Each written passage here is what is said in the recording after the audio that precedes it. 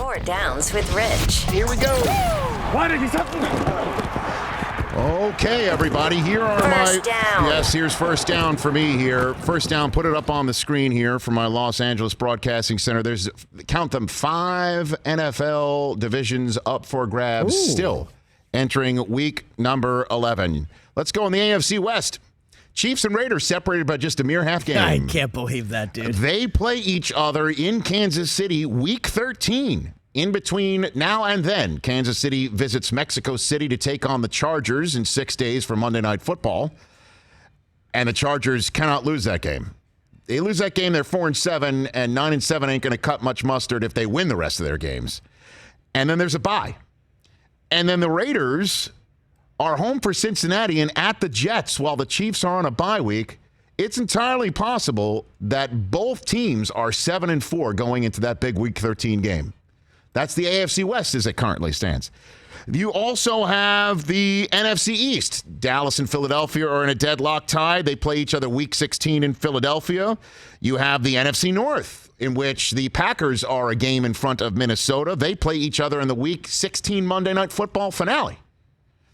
So there's that. And you've got the NFC West as well that's up for grabs.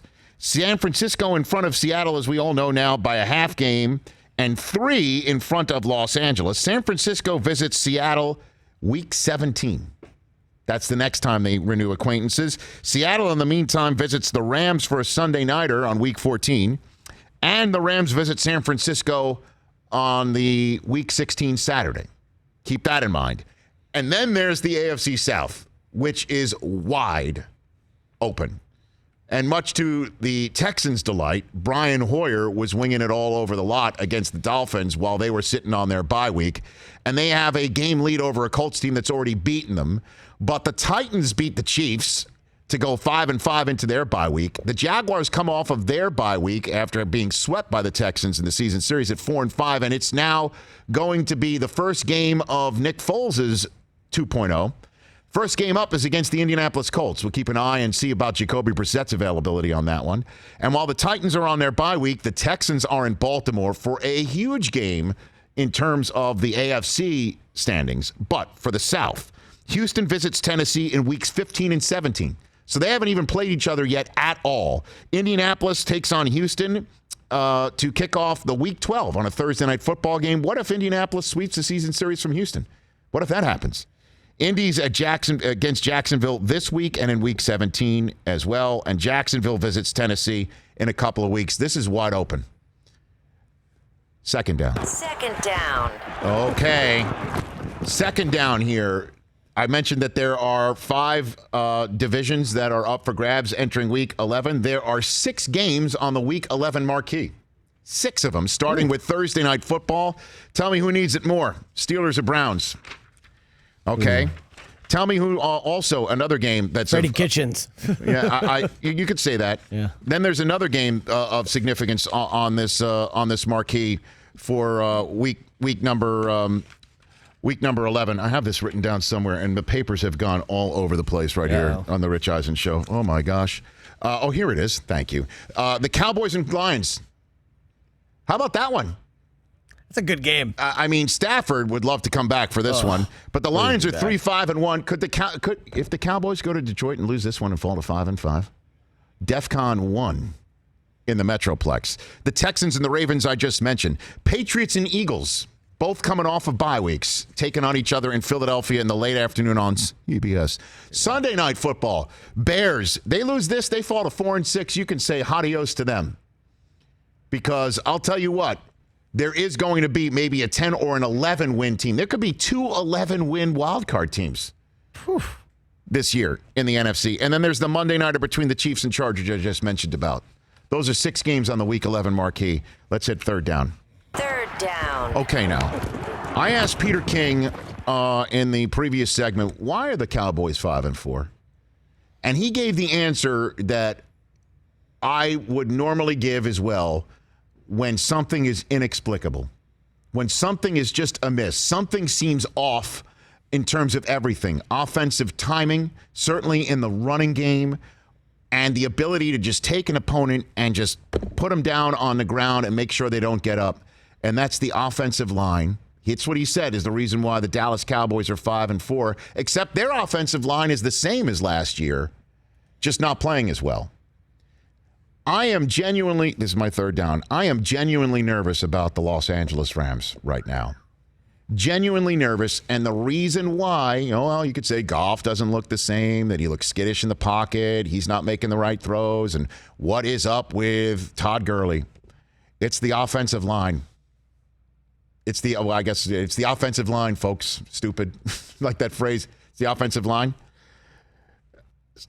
You got the Rams center, Brian Allen's now out for the season. They've already gone without left guard Joe Noteboom since week 6. Now Rod Havenstein is out, the right tackle, and they're putting an undrafted free agent named Coleman Shelton in on the right side. This is the offensive line of the year. They've created an award now for offensive lines. The 2018 offensive line of the year that hardly missed a snap together the whole time is totally reconfigured right now. And I don't know how you fix that sort of thing. So I'm genuinely nervous about the Rams as we move forward and they take on a Bears team this weekend that's going to be desperate. It should be a get-right game for them for Todd Gurley. It should be. Because you can run on the Bears. And they need to get that running game going because if it's just an obvious passing situation with Goff, it doesn't matter how many jet motions you do, or it doesn't matter how many play action, whatever. You gotta have them. Otherwise, here comes Mac pinning his ears back. All right, here's fourth down. Oh, all right. He's getting up. Yeah, I know. And you teased it with something that we've never had before this year. And so I'm not going to be able to guess it. So, my hot takes are always, in a way, a prediction about what's about to happen or what's to come. Right. And as the season moves along, it gets a little bit difficult in my mind. So I'm going to have an opinion for my fourth down hot take. Okay. An opinion. And I know it's going to be like, get off my lawn, and I'm a 50-year-old guy. Uh-oh. But can we please ban all of the group photo sessions by defenders after turnovers? Wow. The mock photo sessions after a turnover. I am so over it. And I understand that there is a fun aspect of playing football and a jubilance, or being jubilant is great. But just because somebody didn't put 4 points of pressure on and somebody knocked the ball out or waved it around and you picked it up and fell on it doesn't mean you run 90 yards in the other direction and 15 of your teammates do the same and you do a fake photo session on the field. So I'm fine if you do that with a pick six. You return one to the house. You've put points on the board. Go ahead and have a mock photo session. But you picked somebody off because there was a bad throw or the rookie wide receiver ran the wrong route, or you get a nice tip drill because the new receiver can't catch as well as the veteran that he's replacing. Just because you were in the right place at the right time doesn't mean that you can, after returning it 2 yards, run 85 more yards to the other end zone and take a fake photograph. I'm over it. It's over it. After a turnover, no more. As a matter of fact, I'd say throw a flag on it. Yes. Wow. Yes. Well, I'm holding the hot take plank. We don't need any more flags in the games, Rich. Somebody's got to stop There's this madness. plenty of those. Maybe just make sure you're leading the game when you do it.